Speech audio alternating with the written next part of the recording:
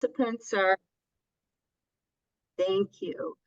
Hello and welcome everyone to the March Madness edition of our Michigan's Children Lunch and Learn series. I'm Terry Vanis, and we are super happy that you made it in today because other than this being the big season for NCAA tournament games, it's also budget time at the state capitol. And as we know, many of you have been talking with your lawmakers and other decision makers to urge greater state investments in the programs and services that make a real difference in the lives of our state's children, young people, and families, particularly those living with enormous challenges. But first, a few housekeeping notes. I think you've all by now been putting your name in the chat. Thank you for doing that. We'd love to know who's here. And as I said a minute earlier, if you can indulge me, I'm an English major. On my sports metaphor winning time, please feel free to drop your favorite men's college basketball team in the chat. So now let's meet our panelists and guests. With us today are three, next slide, thank you. With us today are three really smart people who are ready to talk to you about how to adjust your game plan and making those contacts with lawmakers and decision makers. Later, they'll also offer a few pointers for taking your issues before candidates running for offices in your communities. That's another opportunity to educate and inform and build champions. First up in our lineup is Harvey Santana, number one. He's an eclectic one-time state legislator who left the Capitol in 2016. He's worked as an urban planner and also in law enforcement, which I just realized this morning reading about you, Wayne County Sheriffs. And then has moved to a wonderful group called the Alliance for Safety and Justice. It's a national organization, and he is the Michigan State Director for that group. Next in our lineup, number two, is Christin Nohner, a lobbyist for the prestigious Kelley Cawthorne all-female lobbying firm. Awesome. Kristin's been lobbying for 12 years, starting out as an in-house government affairs director in the medical field. Prior to that, she spent several years as a congressional staffer in both the U.S. Senate and House of Representatives. Great experience for today. And lastly, I'd like to give a warm welcome to our good friend Patrick Brown, now working as the Director of Adult Student Attainment Strategy for the Michigan College Access Network. Patrick has dedicated a decade or more of his life to the field of education and specifically adult education. His work today supports McCann's efforts to achieve 60 by 30 state goal to reduce barriers to degree attainment for Michigan adults by the year 2030. Welcome, Harvey, Christin, and Patrick. That's our team today. Lucky for us, next slide.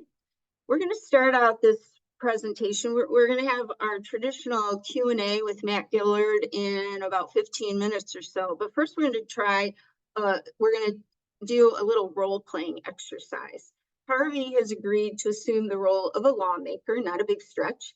And our Michigan's Children colleague, policy analyst Lindsay Huddleston, has agreed to serve as a advocate lobbyist coming into his office to meet with him to talk about budgets. So without further ado, if there's anything else, Harvey, Lindsay, you'd like to say to finish setting this up, maybe we can dive right in. So lights, camera, action. No, happy to be here.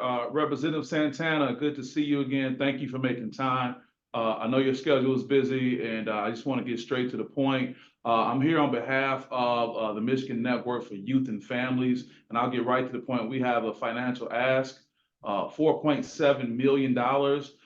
This will support us not only for the 3,100 homeless youth throughout Michigan that's getting support, but these additional dollars will give us some 20,000 individuals we'll be able to cover who are underserved. Now, having a relationship with you, we've always had a very transparent relationship. I do have another ask too, along with this financial ask.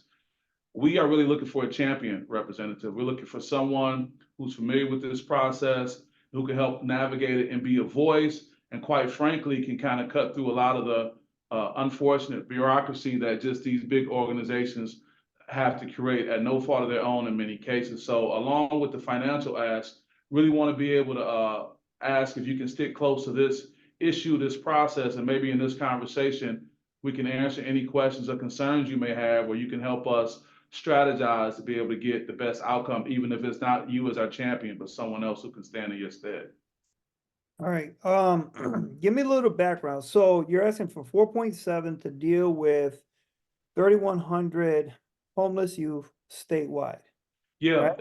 and that 4.7 will actually expand services to some 20,000. 3,100 are being serviced now, but it'll expand it, and it'll just help us serve many counties that are underserved. For example, Muskegon doesn't have any representation for some of these services because when you have the homeless transient youth, they may end up leaving their immediate community. So it's very important that there are resources throughout the state, because a young person who may be like you and I rooted in the Detroit area may be uprooted and be somewhere else throughout the state. So it's really important that there's a huge umbrella of services, and this funding would really help us in that regard, especially as it relates to what's available with the state now. Okay, Lindsay, help me to understand 4.7 million statewide. With that amount of folks that need help, how do you stretch 4.7 million? Because that to me seems like a low number. That's a great question. I can appreciate that. There are some 20, to be honest, 21 organizations throughout the state that provide different types of services. So what happened with that is, and it's great that you brought that up, because there's actually a cap involved in this. So even the money, 4.7 million, doesn't necessarily mean it'll be just a surplus for one organization. Many of these have $200,000 and $250,000 caps. So when those funds aren't available, then it will unlock some federal opportunities to be able to allow, whether it's pass-throughs, it can be TANF dollars, or social service block grants to be able to kick in, if you will. So I can appreciate you being a financial analyst and looking at it like that. But to your point, it's going to help support other organizations throughout in different amounts. Again, because I talk about these caps that come in the form of $200,000 and $250,000 limitations for organizations. Okay, let me ask. So this is statewide. Obviously, every county, based on populations, the top 10 counties, I'm assuming, Wayne, Oakland, Macomb, Battle Creek, Kalamazoo, Washtenaw, the top 10, Saginaw, Genesee, those are going to probably be the biggest beneficiaries of this funding. For like rural areas, right? Because I have to think outside of Detroit. There's going to be rural areas that are going to be impacted. Talk to me a little bit about how some of these areas get impacted. Yeah, I appreciate that. I can appreciate you thinking not just of your district in the Metro Detroit area, but throughout the state. I'll leave this in your office. You can see this color-coded map right here, and you notice all, like you stated, those larger counties have support, but it's those that are not shaded, and we get into the Upper Peninsula, which I know once or twice a year you like to make that trip north, right? Yes, and sir. Other neighboring counties in the top of the Lower Peninsula. So there is a plan for these dollars to be able to spread out and not just be focused on downstate, but actually out county as well. And I know you having those relationships across the other side of the aisle. I mean, that's really huge, because I'm sure a lot of your colleagues will want to appreciate you thinking of them, and that can help get support for other things going forward. Well, I like that you say you can help get support. And here's the situation I'm in. I got thrown onto the DHHS budget. I'm the minority vice chair. Rob Verheulen is the chair. I have a very good relationship with him, and he just asked me for my priorities. As you know, Kevin Cotter and Tim Grammel, they're not getting along, so they're asking me for my priorities. Here's what I would like to know. I can go in and ask Rob for 4.7. With the budget being what, 37 billion, that seems like a low number, but a lot of this stuff is already accounted for in line items. Where exactly is this money located? And if I were to go in and tell Rob, I need 10 million, where can I go find extra money? Are there programs out there that you know of just aren't living up to the standard, so I could just, take that money and shove it over this way? trying to be creative with the budget if I get pushback? I appreciate it. That's a great question, and I'll answer it two-part. One is we could talk general fund dollars because a lot of these general funds actually get matching federal dollars. So there's money moving around in that space. So I'll start with the GF first. And secondly, and again, I would need to go back to the membership and have some candid conversations with leadership. That is Ben Moe, who's the president of the Michigan Network for Youth and Families, and really talk to him candidly about responding to your question, what organizations probably need a little bit more support, or what organizations probably can stand in the gap a little bit longer if we focus somewhere else. So two parts, general fund opportunities, and let me get back to the leadership so they can respond with an educated response. And that's something we can do in quick form. Okay, so Lindsay, you know, I'm a car salesman because I'm from Detroit, right? And There you go. so here's what I'm trying to do. I'm trying to put together a deal here, okay? And I want the Republicans to own this as their win. I'll get credit for it politically down here in my district, no problem, right? But I want to put the Republicans in a position where they can walk around and they are the champions on this, because I want this to be their win so that they take ownership of it. So whatever good comes out of it, they're going to be able to go back, you know, and say, hey, we did this for youth. We're thinking, you know, for our youth, not just for our urban areas, but for our rural areas where we see a whole list of things that are affecting the youth in these communities. They might be living from parent to parent, from uncle to uncle, from homeless area, you know, from bed to bed. Let me ask you this. Have you talked to Megan Dunn down at Covenant House at all? I can't talk to Megan anymore. I lost to her in the bet, so we don't have a good relationship right now. But no, I'm familiar with Megan. Megan has been a powerhouse from her time in the mayor's office and her work in healthcare. But if you are recommending me reach out to her, that's a great thing. I was going to ask you what your suggestions would be going forward. Yeah, you know, I trust Megan. I've known Megan in and out of the political circles, and she's doing great work down there at Covenant House. So I'm going to take a lot of my cues from her in this space. This is totally new to me. I'm going to give you a quick story. As I go around my district, talking to all of my principals and teachers, they've alerted me to this thing where we don't have per se homeless kids living on the bridges. We have them living from bed to bed, from house to house, from uncle to aunt to brother. You know, they're moving around. So it's kind of hard to track, but the problem exists. And what I'm trying to do is get a better understanding of how to address it. But what I am concerned with is 4.7 million to me still seems like a low number. How much greater impact can we have? Let's say if I'm successful and I get 10 million statewide, how much of an impact does that have? I think it would be huge, but the devil's in the details, unfortunately, Representative. Like we say, there are some stopgaps in place already that there may be an organization, whether it's in the Upper Peninsula or in Metro Detroit, that could stand to benefit from the entire $4.7 million, but there's some limitations about how much they can have. I mean, unfortunately, sometimes organizations can, quote unquote, choke on a big budget because they just don't have the processes, one, to provide the services by having a pipeline of social workers and other individuals who can be aware. Because the other thing about this too, coming off the pandemic, fortunately, this doesn't give us the luxury that me and you have sometimes of being remote. These individuals who service these, they have to be there physically. So you're talking about a different ask post-pandemic where the things like individuals' compensation all have to come into play. So again, a $10 million win, as great as that would be, it really would be a matter about each individual organization sharing what their actual need is and we making the most of it. And hopefully maybe we can hold those dollars in the form of a trust or something like that if there's no financial or calendar deadline that we have to spend those monies by. Okay, because I believe in being creative. Now, let me ask this. Who else are you competing with? So you're walking in, we're talking, tomorrow somebody else is going to walk in and they're going to have this conversation. Who's that going to be? Representative, I appreciate your plain talk as always. Fortunately, we are in a class of our own. By us having some 21 other organizations, who would normally be our competition are at the table with us now. And that's been done by the great leadership of Ben Moe, Michigan's Children. Our leader, Matt Giller, has been really good with bringing organizations to the table. And you're absolutely right. Our competition could be coming in right behind us, making a similar ask. But fortunately, we brought everyone to the table so all ships can rise with the high tide. All right, have you had any conversations with Approach Chair Pershoka? Because I have a good relationship with him, but he keeps things kind of tight. He does. Fortunately, I have been able to. You know, it's amazing. You know, we had our small talk at the beginning of our sit down right now about sports.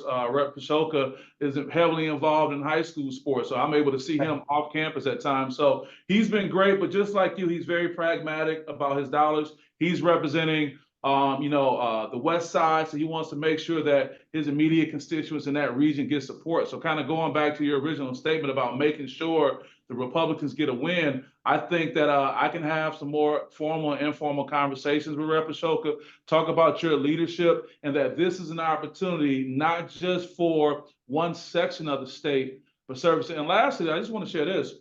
The big concern about not getting funding is that what are we going to do if we have 20,000 youth who are already chronically underserved, but at a point where funding is completely unavailable? So when you talk about the opportunity cost there and the risk and reward, I think it's worth pressing that we really have to give as much attention as possible, because if this safety net is removed, it's going to be tough on all. And you having a background in law enforcement, where are they going to start showing up at? Trust me, I know. Listen, have you talked to Chairman Stamas at all about this? Chairman Stamas has been really great. He's always enjoyable to talk to, but to be honest, it just seems that he has too many other pressing issues right now. So another example of how you can really help us, if you can lean in on that as well. I mean, the chairman is great, always a positive word, but I think he has so many legislative priorities that having someone like you being able to lean in at the appropriate time would help prioritize this a little bit more. Okay, so here's where I'm at. I really don't have any priorities, and this is something that I know is an issue in my district right now. I think I got enough sway in the House where I can go and have this conversation with Rob Verheulen, and he'll give me this win, and that will translate into a larger Republican win. And I know I can get support out of the Republicans, and the Democrats, what are they gonna say? No. The Democrats, what are they gonna say? No, this goes right up their alley on core values. So be that as it may, if you think you got a good relationship with Al, I can go and talk to Al, I could talk to Rob. And then I don't know how much my cachet is worth in the Senate these days, but I'll go and try to have this conversation with Stamas's staff to see what we can do there. But here's what I'm gonna need from you. All right, I'm just one guy, right? You say you got 21 members in your coalition. What is the ground game on behalf of your coalition? How much is your coalition going to do in order to pick up the phone, write the emails, show up at coffee hours? Because that is just as equally as important. The squeaky wheel gets the new car, right? I appreciate that. And your timing is impeccable, because we just had our Capitol Day. And we were encouraging all these individuals that they are subject matter experts and they can go forward. So what I will do, I'm going to leverage our conversation right now. And when I say, hey, Representative Santana was saying the advocacy work, the grassroots work is so important, the phone calls, the following up with the legislator. So the same training that we had just a few weeks ago at our Capitol Day is really going to be important going forward. So fortunately, they are familiar with this. This won't be anything new. And I can leverage your name and saying, look, we got an advocate who's willing to help us, but if we're not willing to help ourselves with the ground game work that you described, then us being successful will be challenging. So I can take that to them right now. Okay, one last thing, because I always look for a 3-chamber deal. I'm not just gonna move something out the House and it dies in the Senate, then you get pushed back from the administration. So Director Nick Lyons and I have developed a good relationship over the last year. He's been down to the district. I've shown him around, showed him what some of the needs are. We visited some of the facilities down here. If I can convince Rob that this is the right thing to do, and if we can get over to Stamas and convince him this is the right thing to do, do you anticipate anything getting pushed back from the Snyder administration? That's a great question. I would like to go forward and say no, Okay. but there's so many hot button issues coming up outside of this that my concern would be if we let too much time pass, another issue can pop up, as you know, that can kind of take the day. Well, we So got Flint, that's a big issue right now with the water, and that's where everything's headed. So, this is gonna be one of those things where, you know, real gangsters moving silent. We're gonna have to be smooth with what we do, but by the same token, raise enough awareness where it does become important, and try to make as much pairing of issues together to put this up under that umbrella. So here's my commitment to you. A, I'm gonna learn more about it. B, I will have the conversation with Rob, to find out where he's headed on the budget. C, I will follow up with Nick Lyons to see. But here's my firm belief. The governor proposes budget. You know how this works. The legislature gets it. Every caucus is going to chip off some off the top for what they want, and they're going to give the governor back the budget they want the governor to work within. The smart lawmakers know how to do that and abide by it. So that's on my end, that's what I'll do. Here's what I'm gonna also need from you. I'm gonna need your organizations, your coalition to really do their job at communicating this message. That's that part. The other part, look, I'm out of here in a couple of months. I don't know all of the budget in and outs. So to whatever extent you can give me some fiscal analysis, and show me where money's flowing and how this stuff works, I would greatly appreciate it. I have great staff, but they're overwhelmed with the stuff that they're doing as well. So to that extent, if you can help me, then we can help each other. And, you know, look, politically, I'm going to win at this one way or the other. I'm not worried about that. I just want to make sure everybody else in the legislature can walk around, you know, proud that they did something good. Well, I appreciate your time and this education and be a little bit more familiar with the intricate details of what you're looking at and also being willing to share. I will put the onus back on our member organizations that the due diligence will be upon them to follow through from the advocacy standpoint. We'll follow up with a fiscal analysis that we can get to you and your staff so you can be familiar. And lastly, we just appreciate what you've been doing, and I'm sure it's going to inspire these individuals knowing that they have a strong advocate with you supporting us on these issues going forward. My man, I appreciate it as always. Thank you so much. Thank you too. We'll see you soon, Representative. All right. All right. Thank you very much, Harvey Santana and Lindsay Huddleston. There's a lot to unpack here. That was a very lively, rapid fire conversation. So I'm going to turn it over to Matt. We've got questions for the rest of the panel. We're going to bring in Christin and Patrick. And we'll first debrief the conversation briefly, and then we'll move on to other questions that'll be of use to all of you listening. Thank you again. That was really cool, guys. Thank you. That was fun. All right. Thanks, Terry. Yes. And thanks, Harvey and Lindsay. That was great. A great role-playing exercise. And just for a bit of context for everybody that's tuned in and watching here. So Harvey reverted back to his days in the legislature. It was great to hear some former friends and colleagues' names mentioned. But so Harvey was playing the part that he actually served in the legislature as a minority vice chair of a subcommittee, appropriation subcommittee, when we had Republican control of the legislature and a Republican governor. But just, you know, obviously, as we talk through this from an advocacy perspective, I think that's just an important piece to note for, you know, understanding who it is that you're meeting with and what their position and role is in the current political environment. But it was great to hear the reference to some familiar friends and foes that we dealt with in legislatures past. So why don't we jump right in? There's a lot to unpack there, as Terry said. I'll start, Christin, maybe with you. What kind of stood out to you from Harvey and Lindsay's conversation? And maybe what was an important takeaway that you think can be replicated by other advocates that are you know, facing a meeting like this with a policymaker, with a legislator, whether it be around a budget ask or on a policy issue? Yeah, thanks, Matt. The first thing I would say in watching that is, as a lobbyist or an advocate, I'm walking away from that conversation feeling pretty good. The way that the representative strategized with the advocate, kind of let them in on the process, talk them through the full, the process from, the subcommittee to the appropriations, full appropriations committee level, talking about the administration.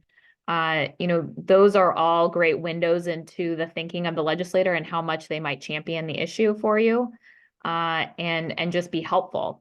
He talked about the representative talked about what he could do to be helpful, and also what Lindsay and the advocate, as the advocate, can do to be helpful. And so I think the strategizing was great. I think that's you're walking away from that conversation feeling good about that. As far as the advocacy side, I would say replicating how clear and concise Lindsay was in his delivery of the ask. He was able to field most of the questions, but then, say, I can go back and, work on that for you. He came across as credible, and, it was overall seemed to be a very positive exchange that, could help them move the ball forward. So those were my initial insights. Excellent. No, I think you're absolutely right. I mean, I think Harvey, in his role playing here as legislator, was acting just like he did when he was a legislator, which was very open and direct and great, right? And that's a great experience, even if the person is not necessarily supportive or may even be opposed to what you're pushing for. Having that openness and direct conversation is really what you need. But you got to recognize you're not always going to get that, right? And I mean, legislators are individuals. Most of them, frankly, aren't as open and direct for different reasons. And so you may have to, try to elicit more of that out of them than you have to with somebody like Harvey if you're meeting with them. But no, I think you're absolutely right. Patrick, how about same question for you? What kind of stood out to you from that role-playing exercise, and maybe what was an important takeaway that other advocates can look at or think about when having these discussions? Absolutely. Thank you, Matt. So I looked at it as three things: the beginning, the middle, and the end. In the beginning, I really appreciated that Lindsay, as the advocate, had some concrete information to share, right? He had a very firm ask, he had some supporting details and documentation, which really set the conversation off on a strong footing and didn't leave a lot of questions for what exactly are we talking about? Why are you here? In the middle, I think what was important is that the representative was asking questions. And even if Lindsay wasn't quite sure the answer to that question, he was willing to jot that down, note the question, follow up with that information, find out the information, return that information. Those are really key pieces in that conversation, but also sharing what the dialogue has been up to this point. I think that's a really critical part as we go through these conversations, especially during budget time. Everyone wants to know who's aware of this information, who are some other folks that I can ally myself with, and what information have you already shared with other people. And in the end, I think what was most important was that there was a conversation about next steps. Who is going to do what, both on the representative side of who he's going to talk to, what he's going to follow up on, what he's committed to, but also on the advocate side of what the advocate is going to do with Lindsay's, the broader coalition that Lindsay was talking about, the information that he was going to follow up on. All of those key pieces, I think, are strong takeaways that anyone talking to their elected representative can take from it. That you start out with a really firm footing about what your ask is. You're able to respond to questions, even if you don't know the answer to the question. You're willing to, follow up with that, and then lastly, that you kind of settle on what comes next, so that the time is made valuable for both parties. That the representative feels committed to following up and what comes next, and you as the advocate leave feeling really strongly that you had a good conversation with someone. Absolutely. No, I think those are all key insights for sure. All right, Christin, back to you for a second. So share a time. Obviously, I mean, your job now is to do a lot of what, we just saw Lindsay doing here in a role-playing exercise. Share a time that you can remember when you had a particularly successful meeting with a lawmaker, and when you, what do you think you did, or how how did you present it that maybe made it a successful meeting? Sure, Matt. I have a couple things I was going to highlight here. I'm thinking through this. The first is that while we do, traditionally meet with legislators in their offices, I would stress that really effective advocacy gets them out of their offices and seeing the issue at hand on the ground. So, doing site visits, being creative with how you're exposing them to your issue through that real world, firsthand kind of perspective. That really creates a more memorable impression for a legislator. So as a kind of a fun example, I have a client in the agriculture space, and we at one point did tours of pickle farms, and I still have legislators telling me how much they enjoyed the pickle farms and that they took a lot away from that, and how we produce pickles in Michigan. So that's not something, I don't think, if I met with them in their office and just kind of talked about the pickle industry, I don't know if it would have been as memorable as that real world, they were out seeing it in real life.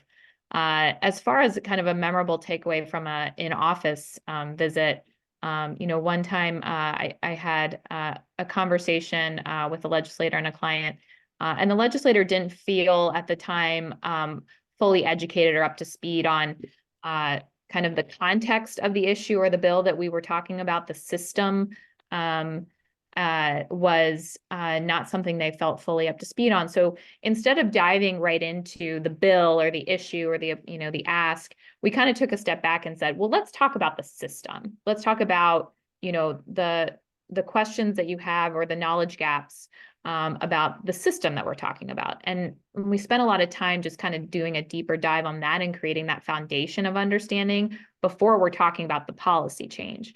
And that legislator really appreciated having that kind of initial foundation first and foremost before diving into the issue. And they expressed that appreciation, multiple times, and saying, this is one of the more informative conversations I've had on this issue. Just a lot of people want to dive into the talking points, and sometimes you have to take a step back and say, well, what's the foundation? What's the system? What's the context we're talking about this? And so. Oh, that's great. And that starts with recognizing that you're meeting with a legislator who wants to have that background, right? Who wants to get that level of detail. Yeah. And no, that's awesome. Patrick, how about from your end? I know you've been doing this kind of stuff, both in this role you're in now, but also in your previous role with McKay. Give me an example of a time when you hit it out of the park with a legislator in a meeting like this. I'm not very athletic, Matt, but I will say that there are just, there are small wins in many different spaces. And so a small win, a conversation I just had a few weeks ago was with a senator from Southeast Michigan, and really kind of localized it to, I knew someone that knew him in the space that we were advocating for. And it wasn't meant to, put him on the spot, but it really was really meant to contextualize it for him, for his district, for his community, to say, I want to give you an example of what I'm talking about. So you can really localize it. You can understand the impact that this has with people that and then allow him to follow up with that individual to ask for more information. I certainly shared that I had talked to the individual before and wanted to share that I was going to share their experience or their story because they weren't able to join. But that, I think, helped it make it more tangible for the senator to be able to really understand that you're asking for this, you want to see this change. What is that going to mean for my local community? How is it going to impact my constituents? What's it going to mean for my advocacy within the larger Senate and larger House of Representatives? Another kind of just experience that I went to Washington, D.C. last week when we were doing a national advocacy day on the Hill. And there was just a lot of interpersonal conversation about the region and the community and the knowledge about the coalition that we are representing. And that was really valuable, especially to Christin's point about sometimes just stepping back from what we want to say is important. I think the conversation that Harvey and Lindsay had could really be a conversation that's over several months. I mean, there was a lot of information in there. And so this isn't a one-time conversation. It's a continuous dialogue. And so a lot of that trust building and the rapport building has to happen with the representative or senator's office from you to become that trusted source. And at the end of it, I would just say, even if you don't have a win, the win is that you've kind of ingratiated themselves to you, you've shared your knowledge of this topic, you become an important ally or resource for them. And I think that's a small win in addition to actually moving the needle and getting your budget ask in the state budget and signed into law. Yeah, absolutely. I think both of you made excellent points there. And I think they both fit with what I've always said, especially in terms of budget advocacy, is that if we can get the lawmakers not to, especially when you're so ingrained, like in the position Harvey was in as the minority vice chair of the DHHS budget, or if you're the chairperson of a subcommittee of school aid or K-12, these budgets are so big and you're dealing with so many line items. And if we can get lawmakers to think of our ask not as a number on a line on a sheet of paper that they've got to add up to equal a certain number, but to think of it in terms of the actual people or number of people and individuals in their district that this ask will support or will change their lives and support their lives in a better way. When we get them thinking of it in that way, we win. When we get them thinking of it just on, I got to make these numbers add up to this number, so I got to cut here, add there, then it's a lot harder. Then we're immediately competing with whatever the next line item is above or below us. But when they think of us in terms of this is going to help so many people in my district, my community, people I know, people, my neighbors, and that can vote for me or my opponent, that's how we win. And I think that's exactly what you guys are outlining. All right, Harvey, how about from your end? In your years as a lawmaker, tell us about a time or a couple of times that advocates really got your attention on an issue. What did they say or do, or how did they go about it to really move you into becoming a champion like Lindsay was trying to do in this role-playing exercise? So quick story, and I know my former staffer Renee is on here, so she'll be happy to hear this. One day I went to a neighborhood meeting in the basement of an old church, and I was one of 3 panelists talking about youth incarceration in the criminal justice system.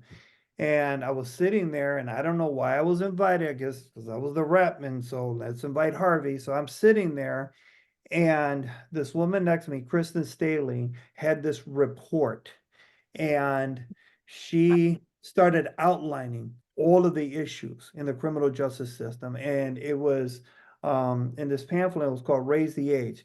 And as she's sitting there talking, I'm sitting here reading, I'm like, wait a minute, I just passed this bill. And I'm looking, I'm like, okay, this woman knows what she's talking about. This is the right issue. And there's 100 people in the audience. They were all my constituents. I said, I just struck gold. I know what I'm going to do. So the next day, I got her information. The next day, I walked into the office and I told Renee, call her. I need this woman in my life. Get her in here. We're going to have this talk. So that started what then became, I think, an 8-year campaign to do the Raise the Age legislation. And so we got to work right away. I think it was like 21, 22 bills. We ordered all the bills, and I didn't know what I was doing, to be quite honest with you. I was winging it. But one thing I knew, the politics, is that I had to get the right jockey on the right horse for the Kentucky Derby. So I went and found the right Republicans, and I found the right Democrats, and we started matching up the bills. We introduced the bills. We had this big press conference, and so we started getting all this momentum. I pushed it as much as I could push it, and then it didn't go that term. The next term, we did the same thing again. This time I had a guy by the name of Representative Pete Lucido, who knew all about this stuff. And I had Rosemary Robinson, who was the counterpart to him, who knew all about this stuff. I said, you guys take the main bills. I'll take this little one over here. I'm just going to champion the issue. You guys take the big stuff. I don't care about that stuff. So we started making momentum again, and it died. I got term limited out. My wife came into the house. Her and Pete got back together, and they started moving it. Still couldn't do it.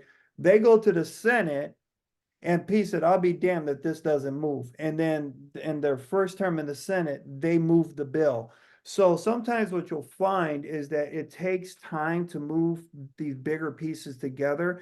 But if you keep at it, and it's very rare, I think, for a lawmaker to embark on this type of a journey and really get a bill package that you know is going to fundamentally change people's lives and the state and put it in a better place. And, you know, I always tell my wife, if I die tomorrow, I'll be happy that as a lawmaker, I had that opportunity to make that much of an impact that I know is going to last beyond this bill or that bill. It's going to really leave an impact.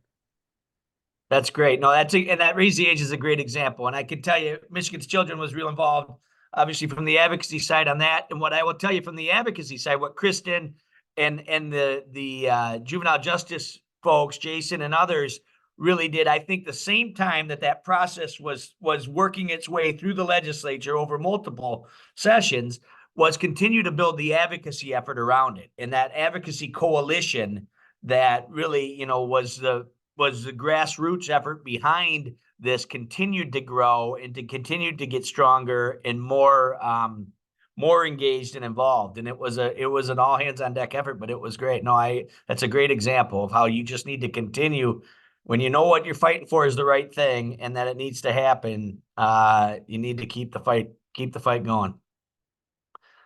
So let's move on a little bit here. So let's talk, I mean, a lot of this, right? We almost have two goals when we're going into meeting with legislators. Sometimes we have them both equally in front of us and others, but it's about raising awareness and then it's about persuasion. And so let's talk a little bit about the differences between that. How do you approach the need for one over the other at any given time? Can you do both at the same time? And where do you kind of, you know, create that balance between raising awareness on your issue and also persuading a lawmaker to become a champion for your issue? Christin, what are your thoughts about that? Sure, Matt. You know, I really think the audience is important in knowing your audience and their level of understanding or awareness of the issue already. To former Representative Santana's point, you know, awareness can take a really long time. And I think that sometimes people don't fully appreciate that. You think you're going to walk into a legislator's office and have some great talking points and bam, they're a champion. That can happen. I've seen it happen, but more times, you know, than not, you're building that awareness over time. So the awareness comes first, and certainly the relationship building comes with that as well. And then the persuasion around your issue. So that awareness is so important. And that, you know, also builds the foundation for cultivating champions as well. Yeah, no, I couldn't agree more. And I think there's different levels of awareness, right? I mean, if you want someone to be a true champion, if you want this person to be the legislative champion for this issue, then they need a higher level of awareness. If you want someone who just won't, you know, will vote yes, but doesn't really care to know that much about the issue, they need to be more minimally aware of what it is you're asking and just be a solid yes vote.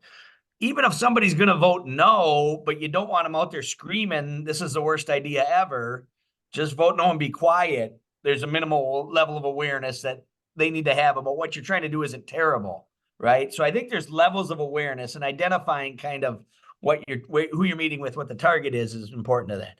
All right, Patrick, what are your thoughts about this? I agree with everything Christin said. I think another component of this too is also accelerated by if something's in the budget or you'd like to see something in the budget in this current fiscal year. Some of our awareness pieces can take a little bit of time because we're just trying to build a coalition. We're trying to build knowledge for future investments. But if it's in the governor's budget that's proposed, or you would like it to see, you know, for the next fiscal year, that kind of maybe places a little more urgency in your persuasion that needs to happen. Something for everyone to, so all of that to say, I think it is important to understand the budget process itself.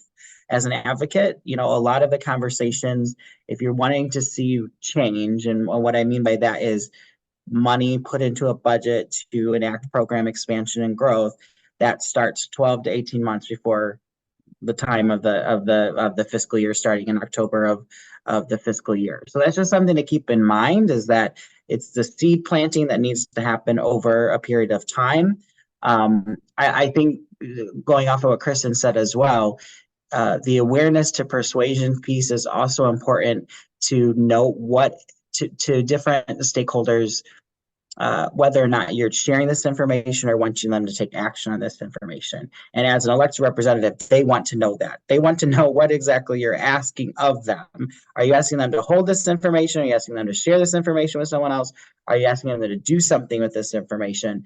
That's probably the most critical part for them as you leave the meeting, is to know what you would like them to do on behalf of you. Part of that too, that I think was really important that Harvey and Lindsay mentioned in their interview, was who have you talked to? There are different key stakeholders in this process.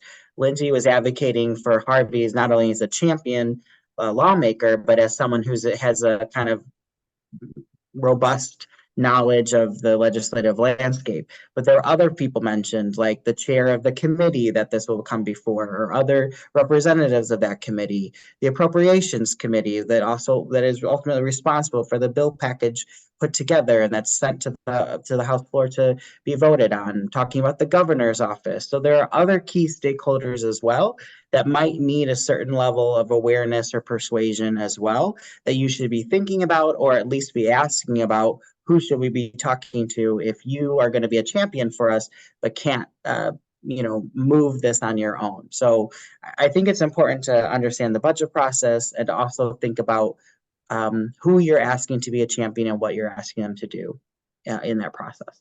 Hey, Matt, can I chime in here real quick? Absolutely. One of the things for those who are watching that I want you always to remember, lawmakers are very normal people with an important job, okay? They're farmers, they're business folks, they're retirees, they're young people who wanted to make a change in the world. They don't come in as subject matter experts on every single subject. So there's a lot of educating that you're going to have to do, okay? Don't ask me nothing about energy. I don't know. I turn the light on and it goes on. If it goes off, I go to the power switch or call the energy company.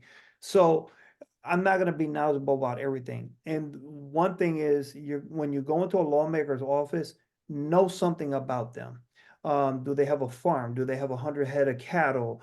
Do they sell cheese to Wisconsin, like Senator Ed McBroom, who's a dear friend of mine?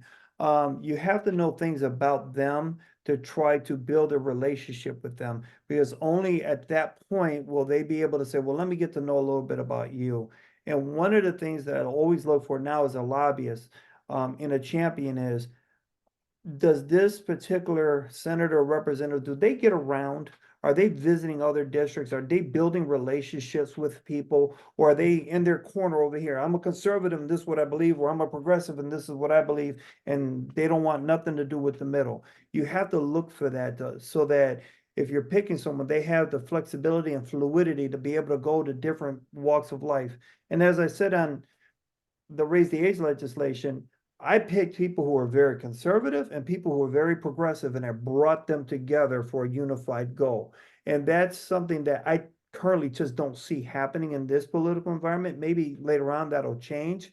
But that's very important, is that you have to know the lawmaker, what gets them up in the morning. Why are they in this, in this business, if you, because some people just literally got lucky and they won. And they haven't figured out that they're a rep yet. And there's some people who've tried multiple times, they finally won, and now they're trying to figure out, how to, grow in this sector. No, you're absolutely right. I'm glad you went there. I was going to go to the exact same spot. So, I mean, as a former legislator as well, I mean, it's literally impossible for legislators to be experts on all of the issues that you have to do with. There's just no way to do it. But one of the things we encourage advocates to do, and you alluded to this a couple of times, both in the role playing and then with your interactions with Christin with the Raise the Age, is that what good lawmakers do is they identify people, a lot of times constituents, but people that are experts in these issue areas that they trust and they go to when these issues come before them. And so we encourage advocates to try to develop those relationships with their lawmakers.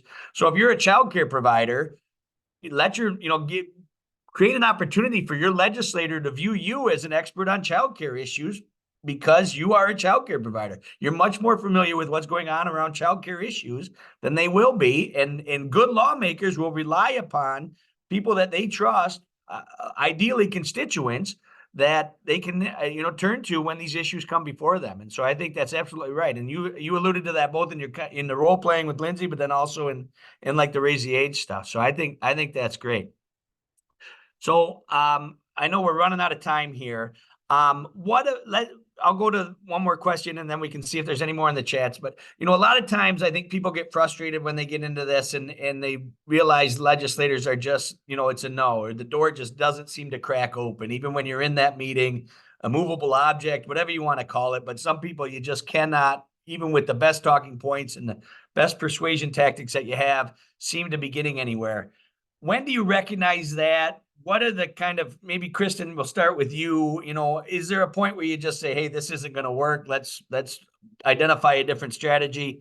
How do you deal with folks that are just inherently very difficult to get to your side or to get to understand what you're trying to say? Yeah, I think, strategizing around who the best messenger is, if you haven't pulled all those levers, who does this person listen to? Maybe the approach up until that point, hadn't worked, but you can think about, who's influential to them in their district, who could be, thinking creatively about who could be a better messenger to them on this issue if you're just not getting through for one reason or another, whether an individual or organization or a lobbyist. I think there is certainly a point where you're not necessarily walking away, but you're just, you're kind of resigned to the fact that I'm not going to change this person's mind. And I think, depending on the issue, sometimes you're looking to neutralize. I think, Matt, you might have mentioned that, neutralize their opposition. So, hey, can you not pontificate about this in committee or, on the floor, and maybe just, maybe there's some quiet opposition. But, I think that, sometimes people are just not going to be on the same side as you. You can't expect that everyone's going to be on the same side of you all the time. And you just kind of have to accept that it's not necessarily a reflection of how effective you are as an advocate. The line, my constituents won't go for that, being a dodge. I suppose it could be a dodge, but, especially if you're in the House, you're very sensitive to your constituency. You're up for re-election every 2 years. And if you're in a vulnerable district, you're going to be thinking about, an issue that isn't resonating in your district. That's not going to be something that you're going to want to, assign yourself to. So I don't think it's always a dodge. I think maybe it can be, but it certainly depends on the vulnerability of the member and how sensitive they are to concerns back in their district. I'll give you an example of that. In my last term, I was advocating for a bill that would have allowed undocumented persons to obtain a state ID. Okay, now on the surface of that, oh my God, in today's environment, it's impossible to do. But back then there was, I think, an opportunity to at least have a hearing. My friend at that time, Representative Joel Johnson, who was from up north somewhere, had agreed, because he was on the committee, to at least give me a hearing in lame duck. It was never going to go anywhere, but at least let me push the issue a little bit. Well, lame duck came. I said, all right, Joel, I need that committee. He was like, Harvey, I can't do this. I mean, I love you. You've done a lot of great work here. I appreciate it. But you know what my constituents will do to me? And I says, Joel, I get it, but your term limited. You got 3 weeks left. What's the hell? I mean, just give me a hearing. I'm not going to do it because I already know what's going to happen to me. I said, all right, I appreciate it. So in that kind of text, to Kristin's point, yeah, I could see it. But then there's other people who just have quiet opposition. Look, I don't like you. I don't like the issue you represent. I don't want to vote for this. And if it comes up in committee, I'm going to vote no. And then in caucus, I'm going to raise hell. And to Kristin's point, what I try to do is neutralize it and get you not to fight me on it. Just let it go. I've got enough votes in your caucus. Can you just, chill out for me? Do me a solid. Yeah. No, absolutely. I mean, and a representative democracy is hard, right? I mean, we often talk about how challenging it is to get to the votes for it, but maybe this is one of the good parts of it. We don't need everybody to be yes. We just need more yeses and nos, right? So if there's going to be some nos, recognize that and work on the ones that you got a shot with to get to yes, because you don't need everyone. We don't need to, nothing needs to pass unanimously, right? All right, well, I know we're 1 minute to one here. We commit to wrapping these up by one. I want to certainly thank our panelists. I thought this was very informative. I want to thank everybody for tuning in as well. And please feel free to share this. We'll have links to this on our website at michiganschildren.org. It's available on Facebook as well, but we'll make this available to folks. And please tune in again next month, where we'll have another informative topic for folks to engage on our monthly Lunch and Learn series. Hey, Matt, just for a couple seconds, if we can go to the Sure. very last slide, Stephen, just to Oh, let sorry. people know when the upcoming next program is, and to give you a heads up on our podcast coming up. Yeah, there we go. So we've got a podcast coming up on educational equity for all Michigan school children. That's being recorded next week. So look for that on streaming sites. And our next Lunch and Learn program is April 24th. So please mark your calendars for that. This year, it's always the fourth Wednesday of the month. And if you haven't yet signed up for our e-bulletin, please do that now, and you'll get lots of additional information about things that are coming up and things you should know about. So thanks all for being here. And thank you to Harvey, Christin, Patrick, Lindsay for being great champions for this program today. Great insights, and thank you. Have a good Thanks, day. everyone. Everyone.